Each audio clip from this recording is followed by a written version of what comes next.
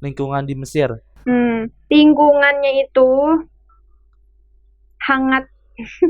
Maksudnya gini, orang Mesir itu, kita kan rumahnya apartemen ya, Heeh. tetangga tuh sebenarnya nggak terlalu kenal, nggak Hmm. terlalu tahu satu sama lain, nggak terlalu kenal banget satu sama lain. Tapi lingkungan di Mesir tuh kenapa aneh bilang hangat? Karena orang-orang di Mesir tuh ini banget sih, ramah kalau menurut aneh ya. Maksudnya ramah tuh gimana ya? Maksudnya mereka tahu kita adalah pendatang dan kadang mereka itu suka ngasih beberapa hal yang dimudahkan gitu untuk kita. Misalnya kayak kita beli sesuatu di warung, itu kadang mereka memudahkan kita dalam pembayaran. Maksudnya kayak mereka tahu kita nggak begitu paham bahasanya, jadi mereka memudahkan kita dalam transaksinya. Terus juga mereka kadang, kalau aneh sih, suka kayak dikasih hadiah gitu sama amu-amu bala, kayak mereka tuh respect gitu sama kita karena kita tuh jauh-jauh dari Indonesia untuk belajar agama ke Mesir gitu, Mm-mm. dari negara apa di benua Asia untuk ke benua Afrika untuk belajar, dan mereka tuh respect banget gitu. Jadi kadang mereka tuh suka apa ya, berbuat baik lah sama kita. Jadi lingkungan itu emang hangat banget di sini. Tapi setiap kelebihan masih ada kekurangan ya. Kekurangannya di sini lingkungannya ya kadang nggak aman. Terus orang-orangnya tuh temperamen, Heeh. temperamen maksudnya kadang dikit-dikit marah. Oh. Ya tapi begitulah. Namanya juga hidup gak sih? Ada ups and downs. Maksudnya ada kekurangan, ada kelebihan. Ada yang ramah, ada yang marah gitu. Nah, kalau apa sih tadi? Kalau untuk pergaulan ya?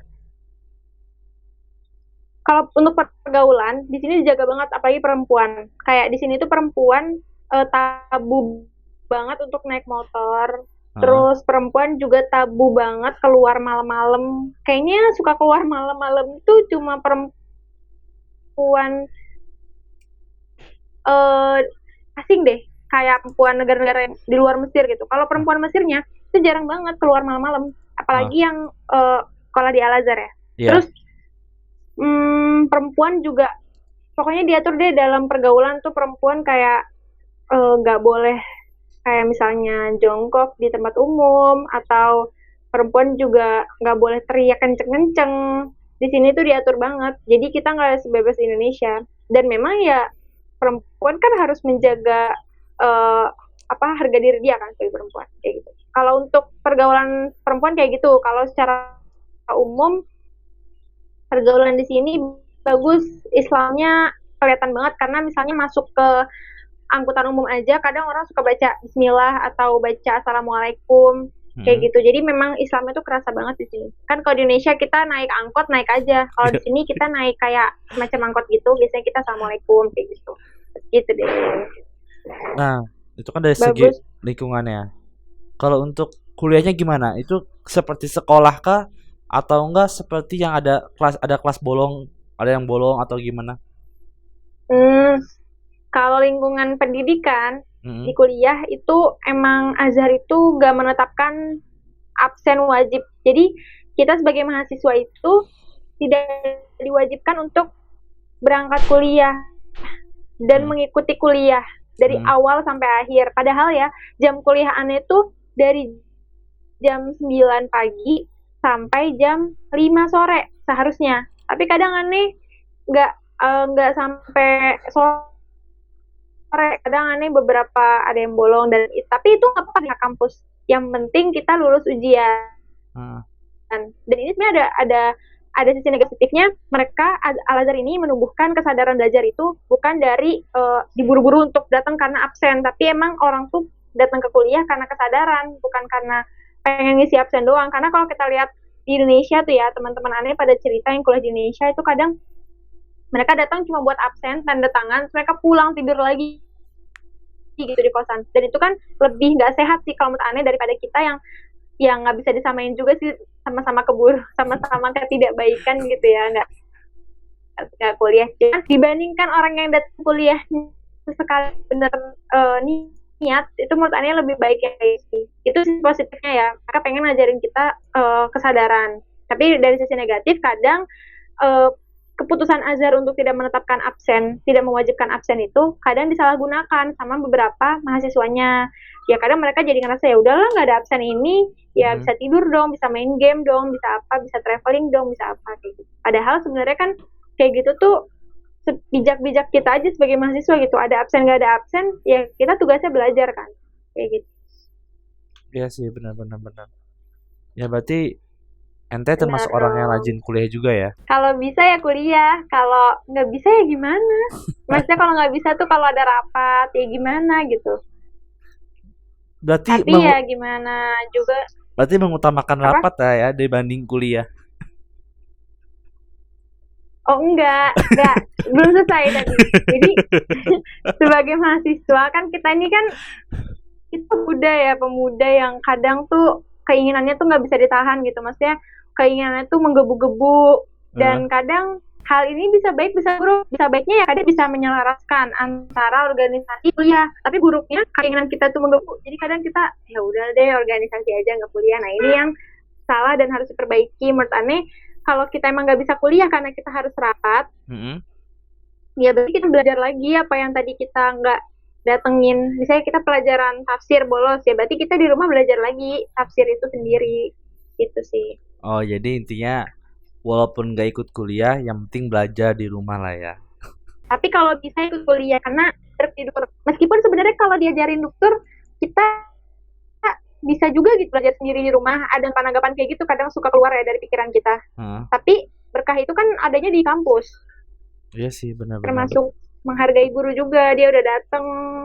Masa kita nggak datang gitu kan? Iya sih. Nah, oke. Yoi. Lanjut dah. Cepet-cepet aja. Lanjut.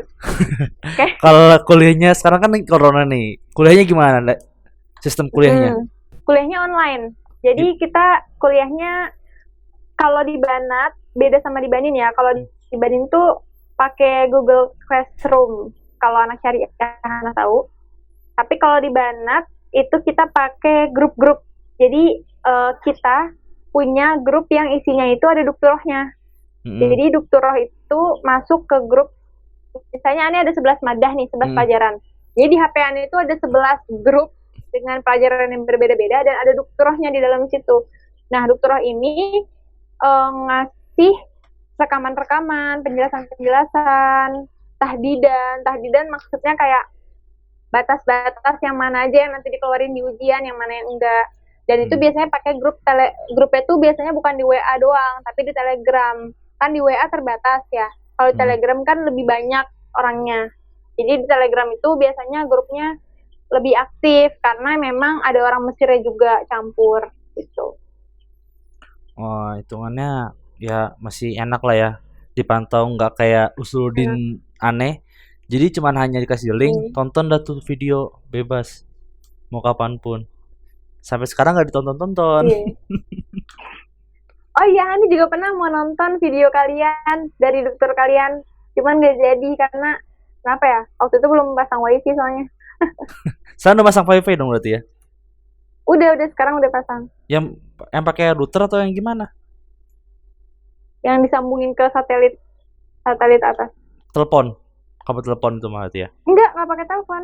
Gimana cerita? Kita tuh nggak punya telepon, tapi kita pengen masang wifi. Terus pas mau beli telepon, kata amu-amunya, kata pedagang wifi-nya, nggak mau mereka masangin karena lagi corona.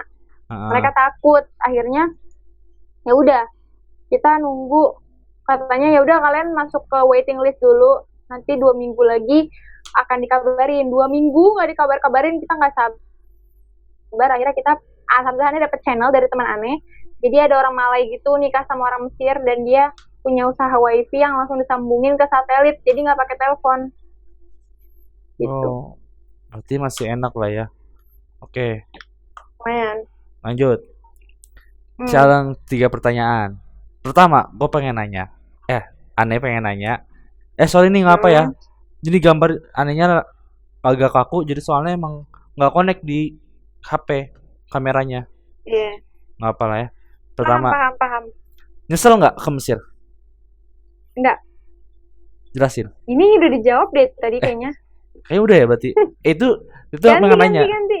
Apa ya? Oke. Ngapain sih wanita kuliah sedangkan wanita ujung-ujungnya itu bakal jadi jadi istri orang gitu. Ini pertanyaan kayak gini nih yang harus dilurusin. Pertama, orang punya pertanyaan kayak gini karena pasti dia itu, entah dia itu cowok yang punya pertanyaan kayak gini ya, entah dia itu cowok atau dia itu perempuan yang nggak ngerti sama potensi dia sendiri. Nah, aneh maklumin misalnya itu cowok. Kenapa perempuan harus kuliah sampai tingginya?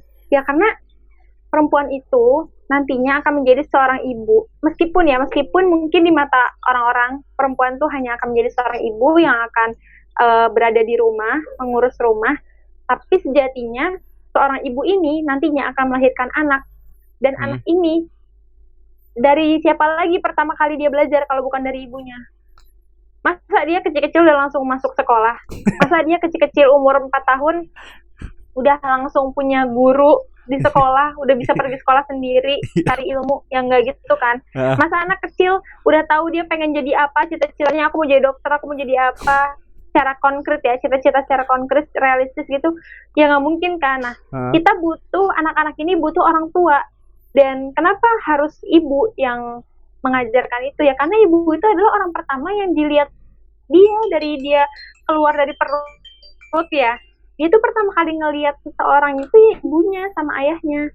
Dan dari siapa lagi dia belajar kalau bukan dari ibunya. Dan ketika kita bisa mengajarkan seorang anak, meskipun itu cuma anak kita sendiri, kita bisa mengajarkannya dengan baik, suatu saat anak ini akan menjadi orang yang sukses, dan anak ini akan bisa merubah dunia, mungkin mengubah negaranya atau mengubah agamanya menjadi lebih baik, atau bahkan bisa mengubah dunia gitu. Nah, jadi tergantung ibu-ibu. Maksudnya gimana ya? Misalnya gini, contoh kayak Bill Gates, kayak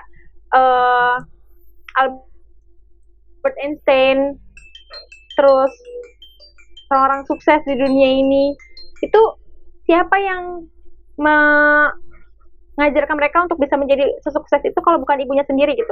Bahkan kalau itu ya, aneh sering lihat video di YouTube tuh, kayak aneh pernah lewat gitu di timeline orang pebasket terkenal. Aneh nggak ngerti sama orang yang main basket, tapi aneh tahu dia tuh pebasket yang terkenal, dan dia tuh bilang yang bisa bikin saya di posisi ini ya ibu saya gitu.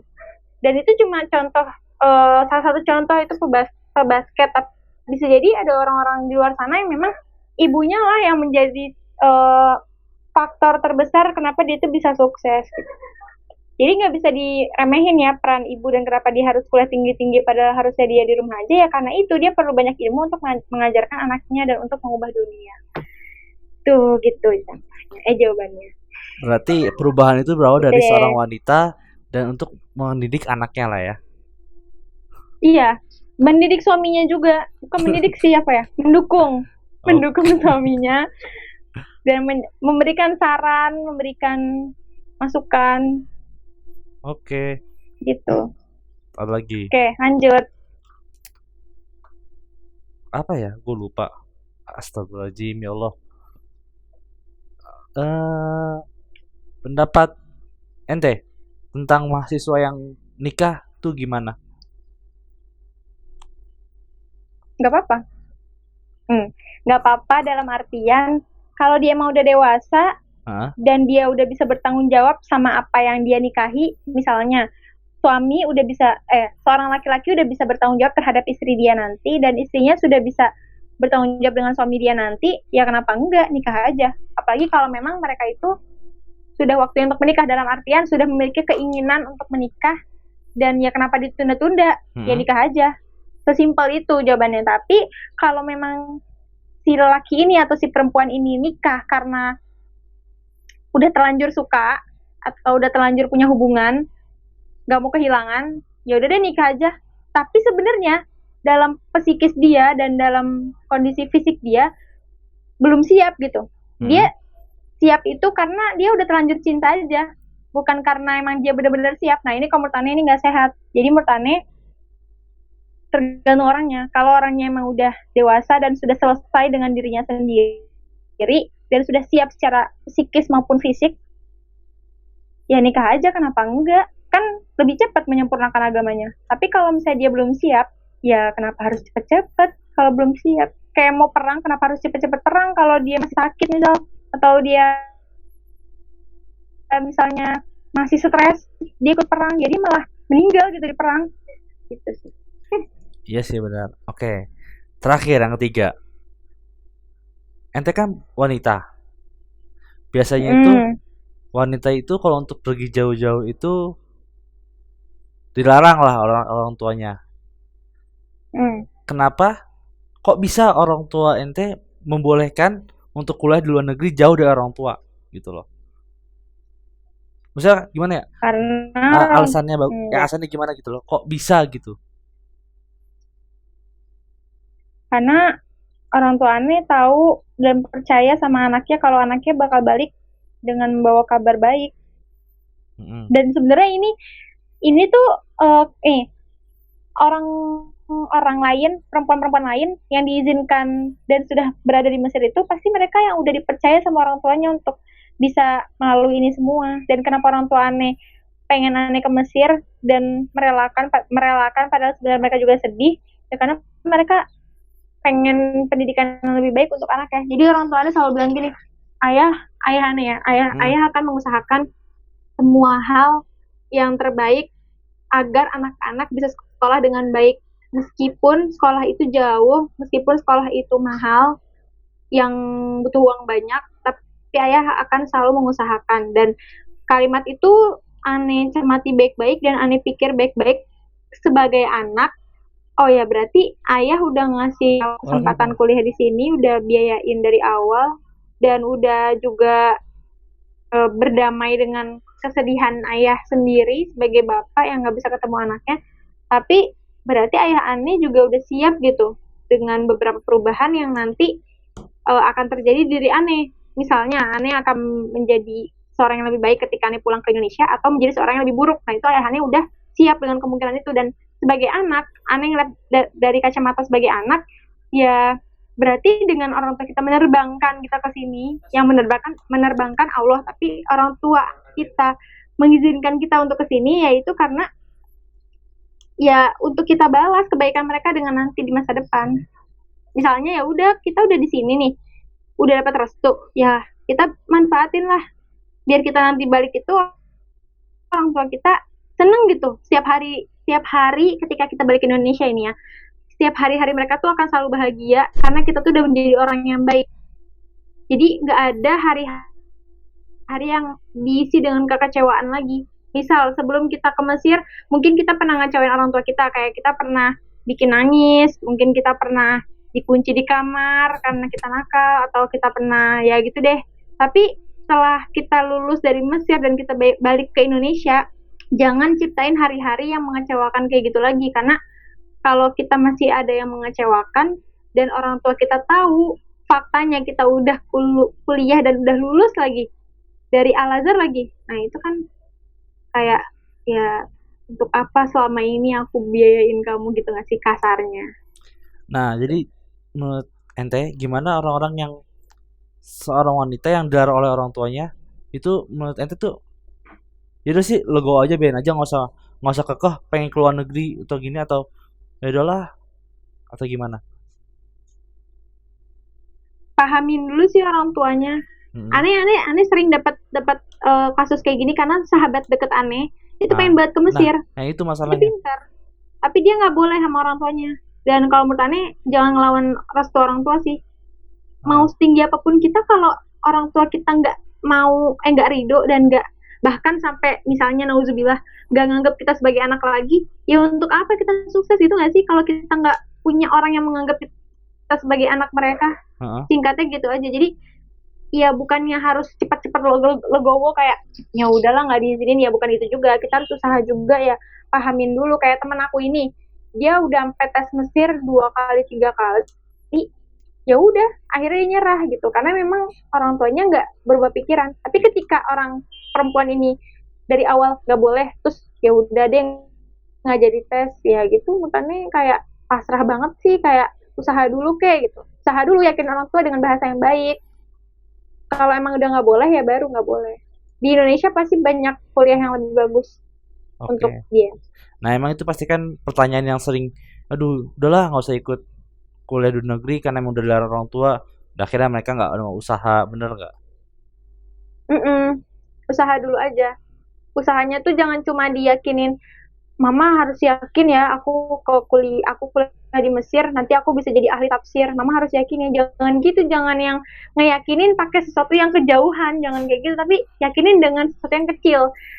Mama yakin deh kalau nanti aku ke Mesir, nanti aku bisa menjadi lebih rajin sholat, aku bisa lebih rajin mengaji, aku bisa menjadi anak yang lebih baik, omongannya lebih terjaga, lebih syar'i dalam berpakaian, aku bisa membawa mama sama ayah ke surga. Nah, gitu-gitu kan orang tua seneng. Dari Mm-mm. hal-hal yang kecil, sederhana, ada aku yang ke Mesir, aku pengen jadi ahli tafsir, aku tuh pengen jadi ulama. Kayak gitu Mm-mm. tuh, ini tuh bagus, tapi itu terlalu jauh untuk dipercaya sama orang tua. Apalagi orang tua itu nggak ngizinin kamu ke Mesir, karena dia tuh udah nggak percaya. Jadi jangan kamu buat orang tua makin nggak percaya dengan alasan-alasan yang aku bakal jadi ahli tafsir atau ulama. Karena itu kejauhan, gitu, kalau menurut aku. Ya, emang bener sih. Lebih ke coba contoh apa sih perjuangan ente tuh udah sampai mana kalau emang benar-benar mau kuliah di luar negeri ya kan? Bahasa yakin ini seperti itu ya kan? Iya, Termasuk. Oke, mungkin udah lah betul, betul. cukup. Betul. Mm, cukup, Udah cukup. 1 jam 24 menit.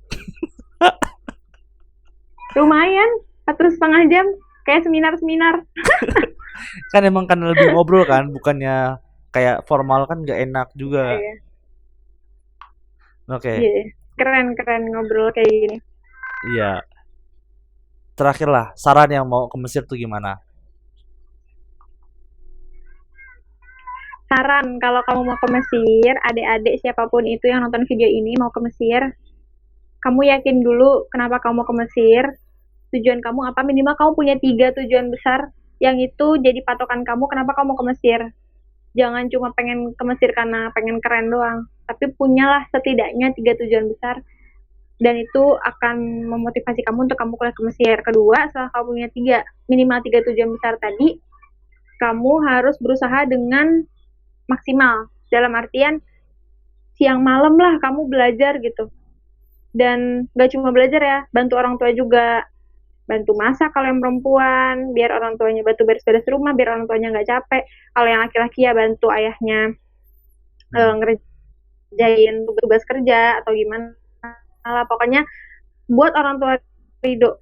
Sebelum kamu pergi ke Mesir, orang tua kamu harus ridho, meskipun mereka emang udah bolehin, tapi buat Hmm. mereka ridho. Tuh yang kedua. Terus yang ketiga, eh, banyak-banyak baca doa, banyak-banyak buat hubungan romantis lah sama Allah. Ibaratnya kamu udah dikasih uang, kamu udah punya duit misalnya buat ke Mesir, kamu juga udah dapat restu dari orang tua. Tapi kalau Allahnya nggak ridho sama kamu, ya kamu nggak bakal bisa ke Mesir gitu. Karena ya kamu bisa terbang tuh kan kuasa Allah. Jadi kamu emang harus punya hubungan romantis sama Allah. Terus keempat berarti ya, jangan stres-stres sih kalau nanti nggak keterima, atau kalau nanti keterima tapi nggak beasiswa, atau kalau misalnya nanti ke Mesir tapi harus nunggu setahun dulu karena belum lulus di tes yang pertama, jangan nyesel sih. Dan jangan stres juga, karena itu bagian dari proses hidup kamu gitu. Dan setiap jalan pasti ada konsekuensi, dan ada prosesnya, dan ada resikonya, dan ada garis akhirnya. Kalau kamu menang, pasti resikonya juga banyak. Kalau kamu mau kalau kalah pun banyak resiko gitu.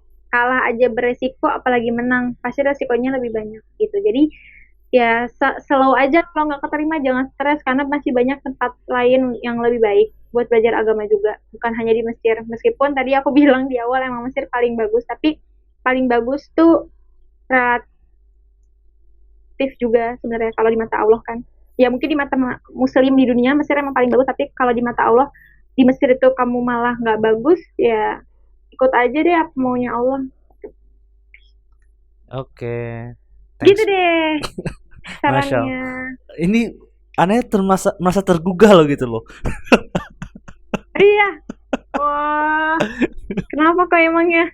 Soalnya dulu Ya nggak mau ke Mesir ya. terpaksa Pak. Emang niatnya tuh mau umum, bukannya mau agama. Mm-mm. Ya udahlah, daripada Ya mau nggak gimana lagi. apa-apa. Nah, ya udah. Mm-mm. Oke lah, mungkin ini obrolan yang lain. Ini thanks ya. Ini Oke. kamu tuh udah nyaranin nih masalah StreamYard, udah ngasih ilmu dengan StreamYard, akhirnya nggak pakai StreamYard dan pakainya OBS. Nggak apa-apa. Soalnya Aku StreamYard juga jadi tahu. gimana? Iya, aku juga jadi tahu ada apa tadi aplikasi apa selain OBS. StreamYard. Nah, OBS. itu.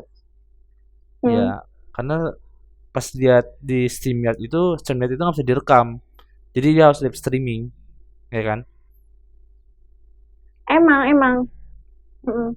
Nah, sedangkan kalau live Makanya awalnya aneh tadi tanyakan, ini live streaming Koy? nggak live Iya, streaming. aneh kira live streaming. Terus Ternyata enggak. iya, soalnya kalau live streaming itu pasti kacau juga lah. Maksudnya gimana gitu, kurang menurut aneh kalau live streaming itu. Mhm.